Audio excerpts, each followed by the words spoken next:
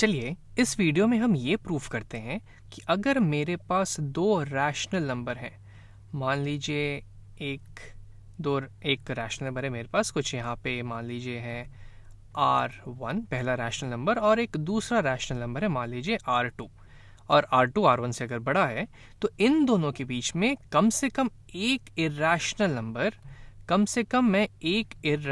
Number तो पता कर ही सकता हूँ। इरैशनल नंबर इन दोनों के बीच में मैं डाल सकता हूँ कम से कम एक। इस चीज़ को हम ये प्रूफ करते हैं। जैसे कि अगर मैं यहाँ पे एक एग्जांपल लूँ, अगर मैं 0 और 1 की बात करूँ, जैसे कि अगर मान लीजिए मेरा R1 0 होता और R2 मेरा 1 होता, दोनों रैशनल हैं।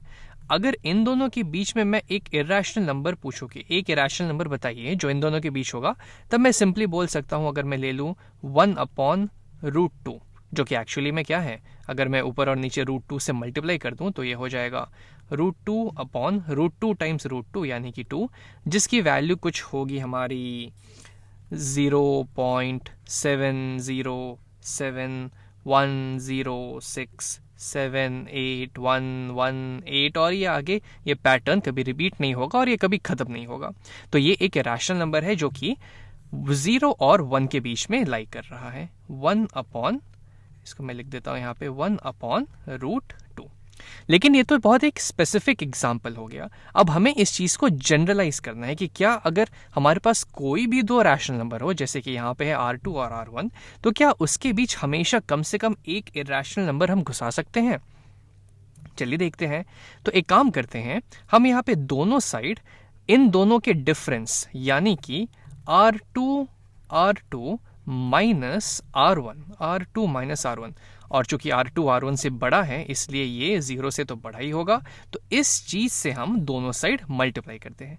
हो सकता है आपको कोई स्टेप ये जो हम कर रहे हैं थोड़ा जबरदस्ती का स्टेप लगेगा कि हम ऐसा क्यों कर रहे हैं, लेकिन जब एंड रिजल्ट आएगा तो ये बहुत क्लियर हो जाएगा कि ऐसा हमने क्यों किया था। तो अगर मैं यहाँ पे 0 को R2 माइनस R1 से मल्टीप्लाई करूं तो मेरे पास एक्चुअली मैं क्या कर रहा हूं वो भी लिख देता हूं। ये हो जाएगा मेरा R2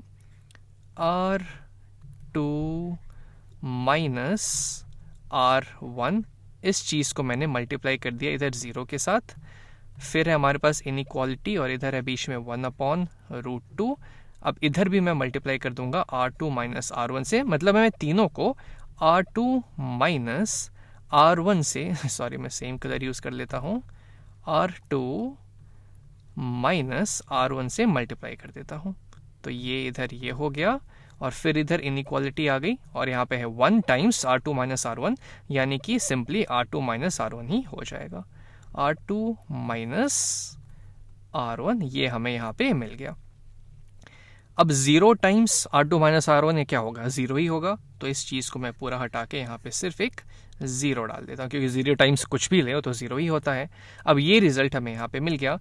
एक छोटा सा चीज़ हम यहाँ और करते हैं। अब चूंकि हमने यहाँ पे पहले ये जो पहला स्टेप था इसमें हमने R2 माइनस R1 से मल्टीप्लाई किया था, अब इस सेकेंड स्टेप में हम R1 ऐड कर देते हैं तीनों में।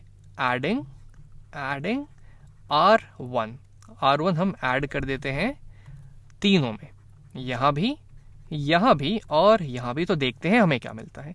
तो इधर हो जाएगा प्लस R1, 0 प्लस R1 ही होता है। फिर आ जाएगी यहाँ पे इनइक्वालिटी, फिर यहाँ पे हम ऐड कर देंगे R1 प्लस ये पूरी चीज़ जो का त्यों यहाँ पे आ जाएगा 1/√2 टाइम्स R2 माइनस R1, ये आ गया, और फिर इनइक्वालिटी, और यहाँ पे आ जाएगा R1 plus R2 minus R1,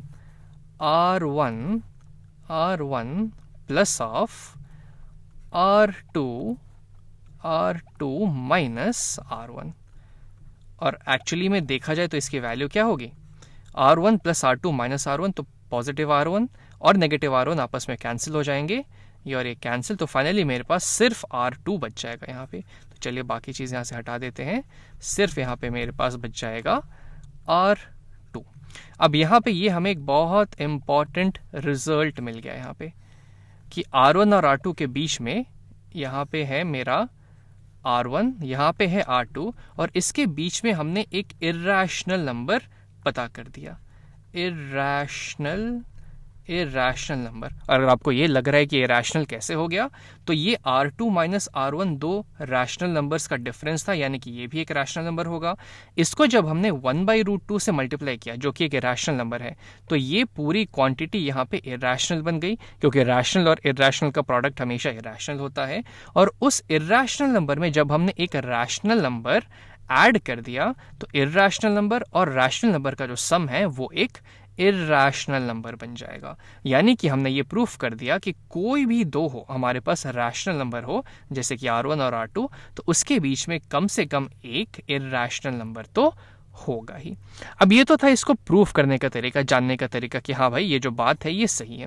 अगर जनरल लाइफ में जब इससे रिलेटेड कुछ क्वेश्चंस आएंगे, या फिर अगर हमसे कह दिया जाए, अगर हमसे जैसे मान लीजिए कह दिया जाए कि मान लीजिए मेरे पास कोई नंबर है 2 और कोई दूसरा नंबर है 3, तो इसके बीच में एक इरेशनल नंबर मुझे पता करना है, एक इरेशनल नंबर मुझे पता करना है। तो मैं क्या करूँगा, तो पहले 2 और 3 के बीच में आप कोई भी नंबर लिख लीजिए। जैसे कि मैं यहाँ पे लिख लेता हूँ कुछ 2 पॉइंट कुछ यहाँ पे आएगा जो कि 2 और 3 के बीच में आएगा। अब इरेशनल नंबर की प्रॉपर्टी होती है, उसके डेसिमल रिप्रेजेंटेशन की प्रॉपर्टी होती है कि उसका जो डेसिमल रिप्रेजेंटेशन होता है वो कभी खत्म नहीं होता और कभी रिपीट नहीं होता। तो यहाँ पे हम कोई भी ऐसा पैटर्न डाल सकते हैं, जैसे कि मैं यहाँ डाल देता हूँ कुछ 1 2 5 1 2 2 5 1 3 5 1 3 3 5 1 3 3 3 5।